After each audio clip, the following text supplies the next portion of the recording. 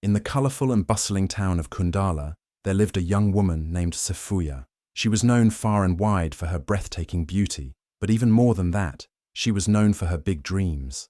Safuya did not want an ordinary life. She dreamed of wealth, luxury, and a future filled with riches. She often imagined herself wearing fine clothes, living in a grand house, and being admired by everyone in town.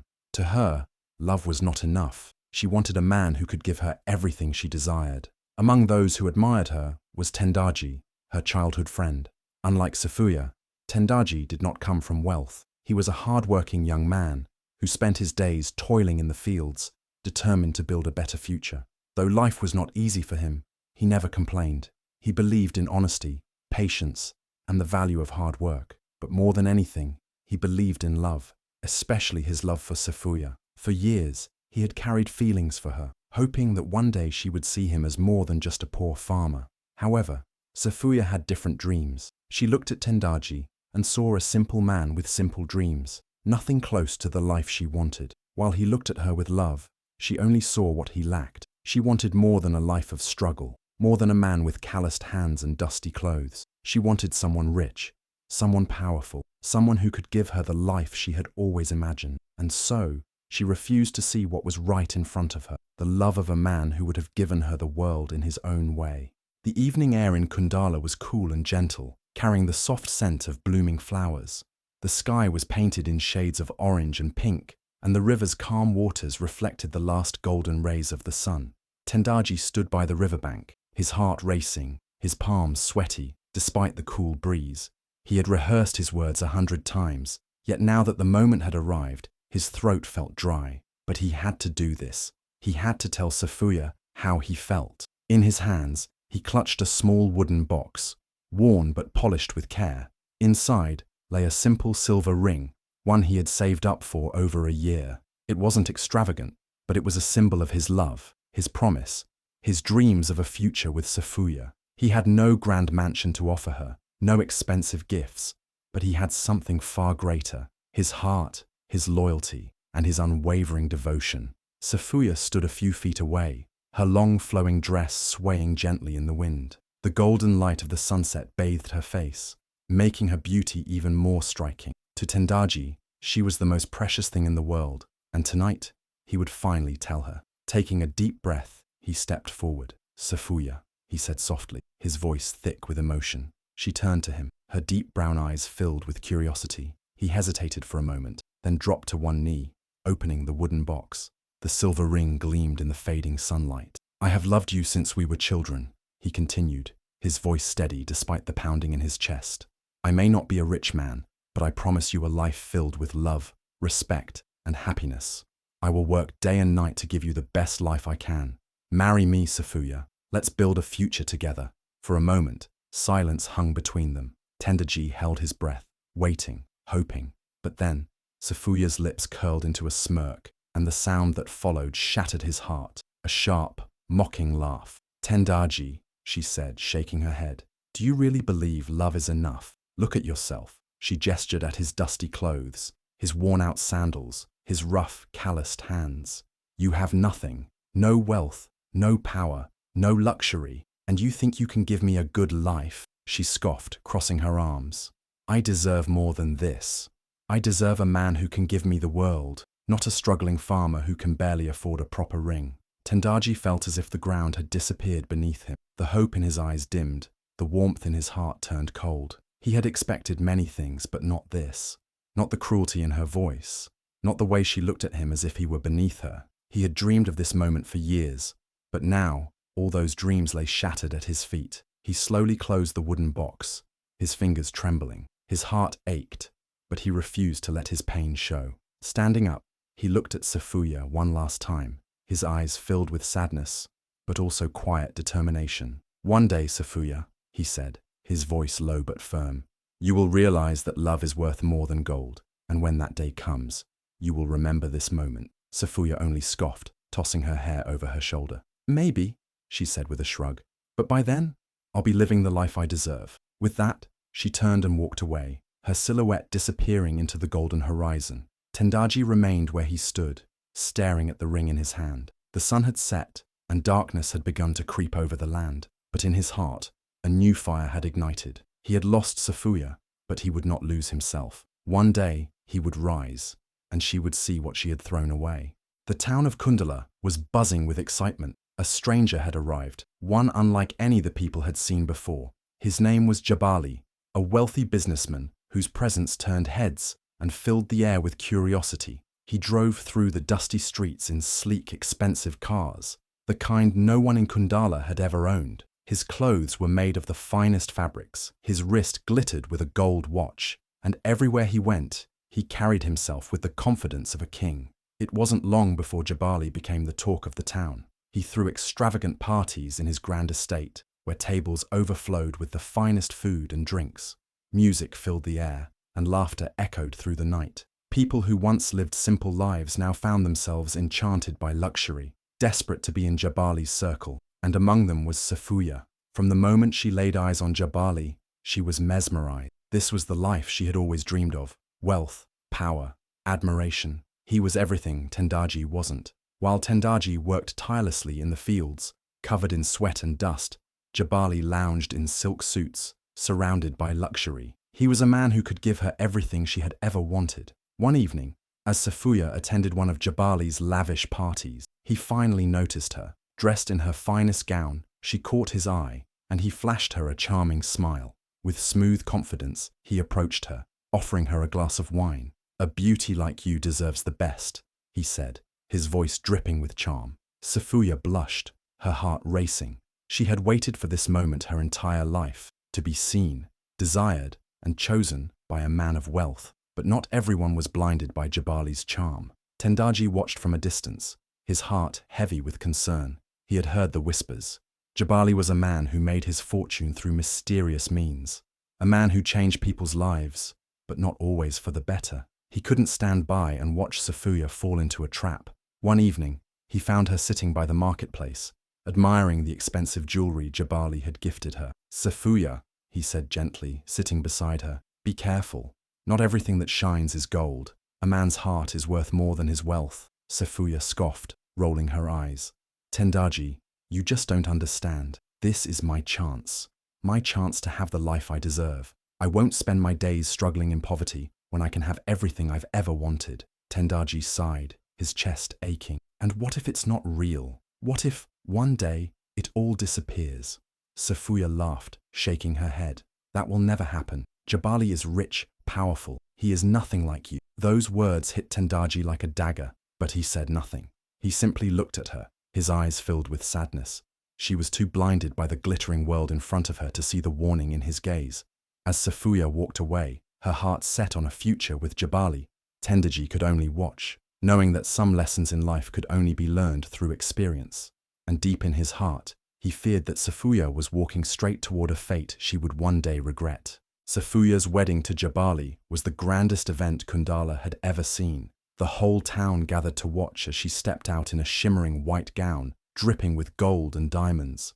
Musicians played sweet melodies, and tables overflowed with the finest food and wine. It was a wedding fit for a queen, and in that moment, Safuya truly believed she had won. She had married a powerful, wealthy man, and her future was set. When she moved into Jabali's mansion, it was even more breathtaking than she imagined. The estate was enormous, with high ceilings, sparkling chandeliers, and marble floors that shone like mirrors.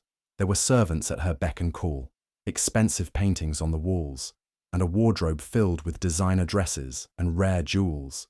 Everything she had ever wanted was now hers.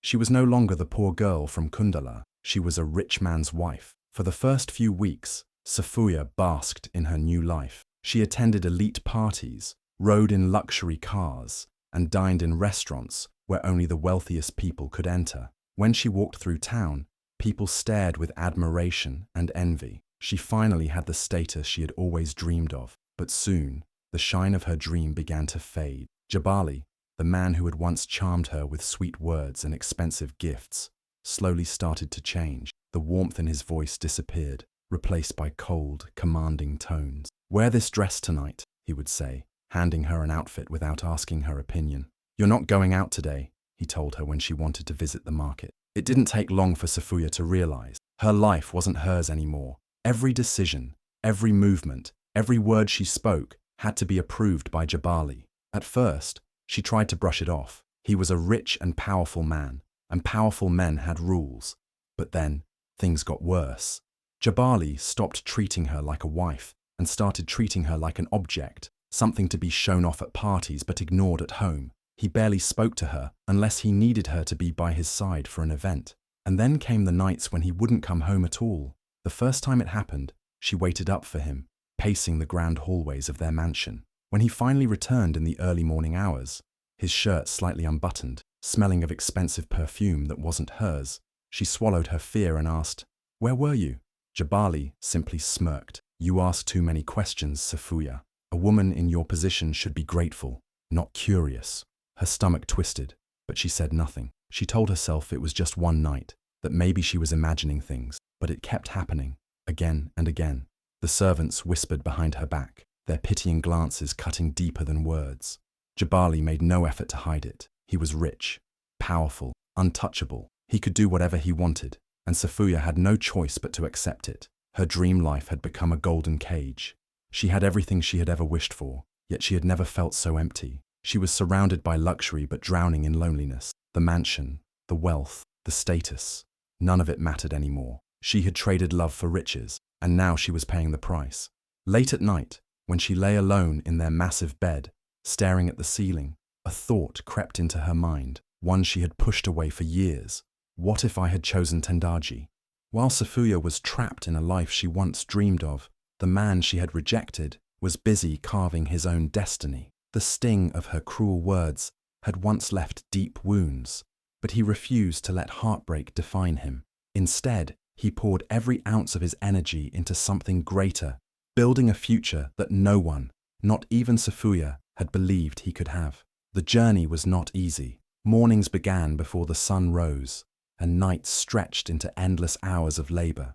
With nothing but determination and a handful of resources, he worked tirelessly on his small farm, planting crops, harvesting with his own hands, and selling his produce in the local market. He studied the business world, watched how traders operated, and learned every trick of the trade. At first, people laughed. They whispered, "He thinks he can be rich?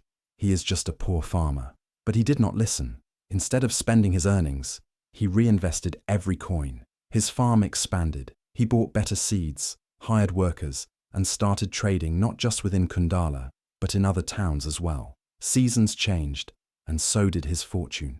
The once overlooked farmer became a respected businessman. His name was no longer spoken with pity, but with admiration. Merchants sought his partnership, farmers wanted to learn from him, and young men looked up to him as a symbol of hope. With success came the kind of respect that no money could buy. He no longer needed validation from anyone, not even from the woman who had once laughed at his dreams. But fate had one more gift in store for him.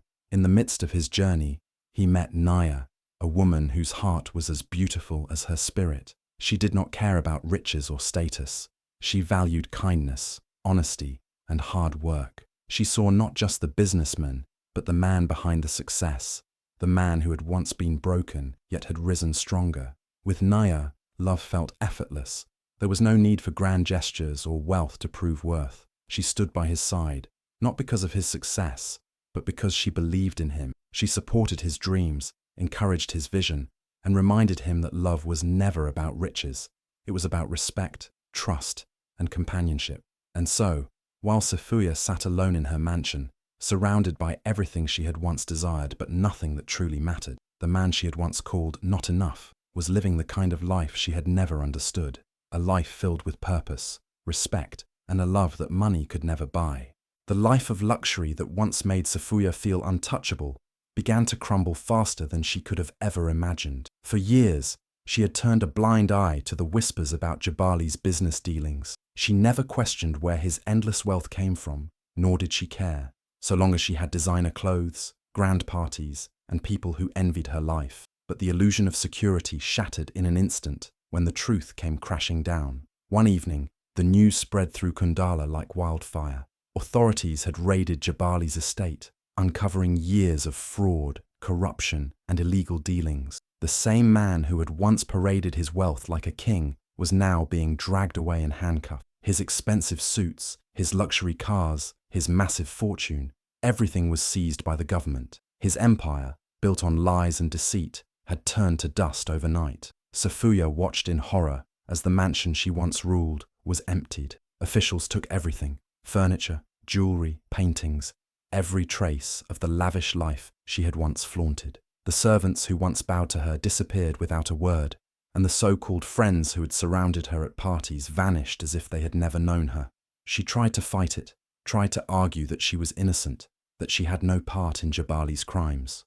But no one listened. To the world, she was just another part of his deception, a woman who had enjoyed the luxuries of stolen wealth. The people of Kundala, who had once looked at her with admiration, now looked at her with disgust. Days later, she stood in the middle of town, clutching a small bag of whatever belongings she had left. The grand mansion was no longer hers. The wealth that had once made her feel superior had disappeared. The reality was undeniable. She had nothing: no money, no home, no status. She turned to the people she once considered friends, hoping for even a sliver of kindness. But they only scoffed, whispering about how foolish she had been. "She thought she was better than us," they muttered. Look at her now. For the first time, she understood the bitter truth. She had built her life on a fragile dream, and now she was paying the price. Safuya had never known true desperation until now. The woman who once walked through Kundala with her head held high, dressed in the finest clothes, was now nothing more than a shadow of her former self. The grand mansion was gone, the riches had vanished, and the people who once envied her now pitied or mocked her. She had no home, no friends, and no future. With nowhere else to go, she found herself standing outside a familiar home, the home of the man she had once humiliated. Her heart pounded as she raised her trembling hand and knocked on the door. She never thought she would return here. Not like this. But pride was a luxury she could no longer afford. The door opened, and there he was. He looked different, stronger, more confident. Success had shaped him into a man of power, but unlike Jabali, his power was built on honesty and hard work. He no longer looked at her with longing. His eyes held something else. Pity, maybe, or disappointment. She swallowed hard, forcing the words past the lump in her throat. I made a mistake," she whispered. "I chose wrong. I see that now." Silence stretched between them. She searched his face for warmth, for hope. "Please, Tendaji," she continued, tears forming in her eyes.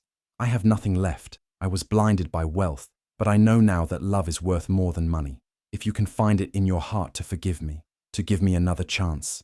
Before she could finish, a soft voice called from inside the house. "Who is it, my love?" Safuya stiffened. A moment later, Naya appeared beside him, her eyes kind yet unreadable. She was everything Safuya was not: humble, supportive, and truly loved. The sight of them together was like a knife to Safuya's heart. Tendaji let out a slow breath. "Safuya," he said gently, "I once begged you to choose love over wealth. I promised you a life of respect and kindness, but you laughed at me. You told me I wasn't enough." She opened her mouth to protest, but he shook his head. "Now you come back, but not because you love me. You come because you have nothing left. Love should never be a second choice." Tears slipped down her cheeks. She wanted to argue, to plead, but deep down, she knew he was right. She had thrown away something real for a life that never truly belonged to her. Nia stepped closer, placing a gentle hand on Tendaji's arm. "We wish you well, Safuya," she said softly, "but some choices can never be undone." Safuya felt the finality in their words. The door hadn't just closed on her plea, it had closed on the life she could have had. She had lost him forever. As she turned away, walking down the path alone, she realized the bitter truth. She had once looked down on him, but now she was the one left in the dust. Her heart pounded as she walked through the streets of Kundala, where people once admired her beauty and status. Now, they barely glanced at her, or worse, they whispered behind her back, mocking her downfall. The proud, confident woman she had once been was gone, replaced by someone she barely recognized. As she reached the small house where she had grown up, memories came rushing back. Laughter around the dinner table, the warmth of her mother's embrace, the innocence of a life before greed had consumed her. She hesitated before knocking, unsure of the welcome she would receive. The door opened slowly, and her mother stood before her. Time had added more wrinkles to her face, but her eyes still held the same warmth Safuya remembered. For a moment, Hope flickered in her chest. But then she noticed something. There was no surprise, no joy, only sadness. Before she could speak, a voice called from inside. "Mama, who is it?" A young woman appeared, her younger sister, now grown, with a child clinging to her side. Safuya's eyes widened. Had she really been gone so long? The little girl who used to follow her around was now a mother herself. She swallowed hard. "It's me, Mama," she whispered. I want to come home." Her mother's eyes filled with tears, but she didn't move to embrace her. "Safuya," she said softly, "this is still your home, but the life you left behind is gone. We waited for you, we missed you, but you never looked back, not until you had nowhere else to go." Pain twisted in her chest. She had been so blinded by her hunger for wealth that she had abandoned the people who truly loved her. She had left them behind, believing she was destined for something greater. But what had she gained?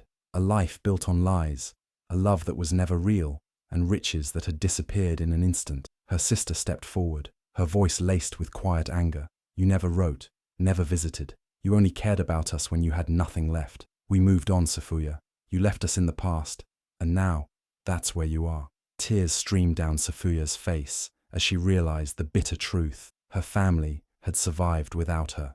They had built their own lives, found happiness, and moved forward while she was trapped in the ruins of her own choices. Her mother reached out, gently touching her arm. "We love you," she said, her voice filled with sorrow. "But we cannot fix what is already broken." Safuya wanted to beg, to scream that she had changed, that she had learned her lesson. But deep down, she knew it was too late. Fate had given her everything, and she had thrown it all away. As she walked away from the only home she had ever known, loneliness settled in her heart. This was not just a loss, it was her final punishment. She had spent her life chasing wealth, but in the end, she had lost the one thing that truly mattered: love. The midday sun hung high over the marketplace, casting sharp shadows on the dusty ground.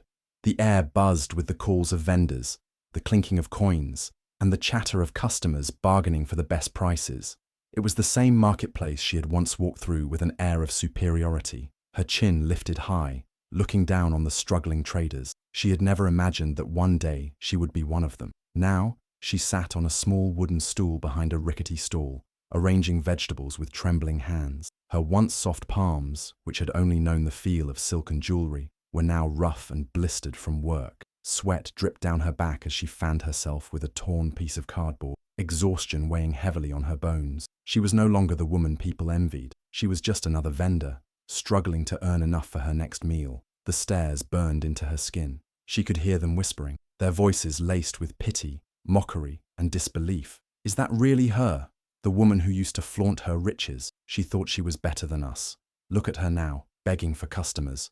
She left everything for a rich man, and now she has nothing. Each word stabbed deep, but she couldn't defend herself. What could she say? They were right. She had traded true love for wealth, only to end up with nothing. She had built her life on a fragile dream, and now she was paying the price.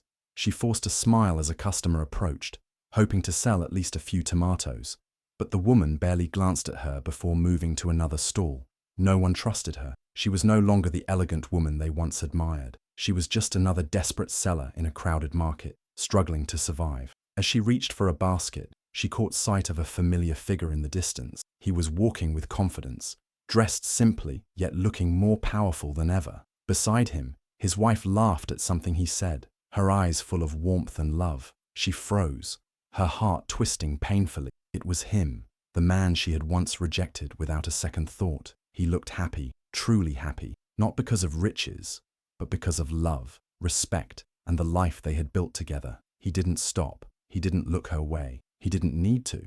His silence spoke louder than words. He had moved on, while she was trapped in the ruins of her past choices. Regret sat heavy in her chest. The same marketplace she had once looked down on was now her only means of survival. The people she had dismissed were now her equal, and the man she had laughed at had become everything she had lost. This was not just bad luck. This was fate's punishment. She had chased gold and ended up with dust. Years passed, but the pain never faded. The once beautiful woman, who had once been the center of attention, had now become a forgotten shadow in Kundala. The whispers had stopped, not because people forgave her, but because they no longer cared. She was no longer a subject of gossip, just another vendor, just another face in the crowd. just another reminder of how quickly life could change. Her reflection in the cracked mirror of her tiny rented room told a story she wished she could forget. The glow of youth had disappeared from her skin. The sparkle in her eyes was gone.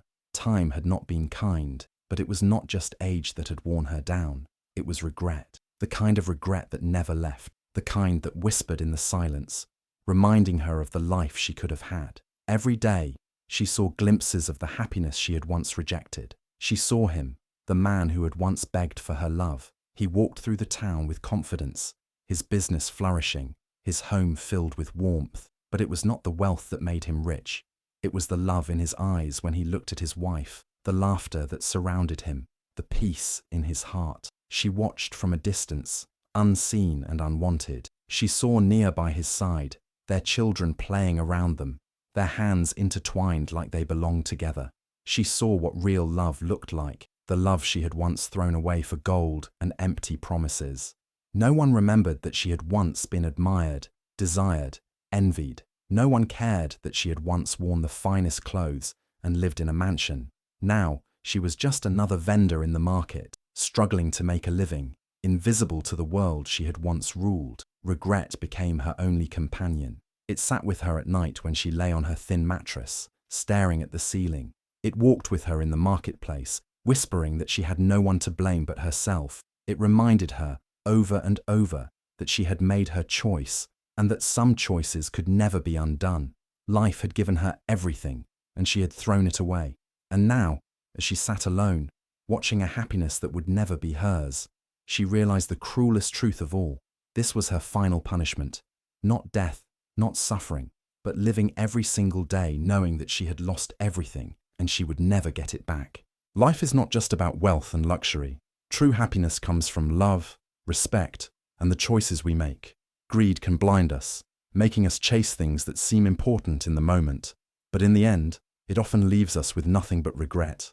No amount of money can replace genuine love and loyalty, and sometimes, when we realize our mistake, it's already too late to fix it. Don't let temporary desires cost you a lifetime of happiness. Appreciate the people who truly love you, value honesty over material things, and never take genuine relationships for granted. The world changes, and people move on. Make the right choices before it's too late, because some mistakes can never be undone.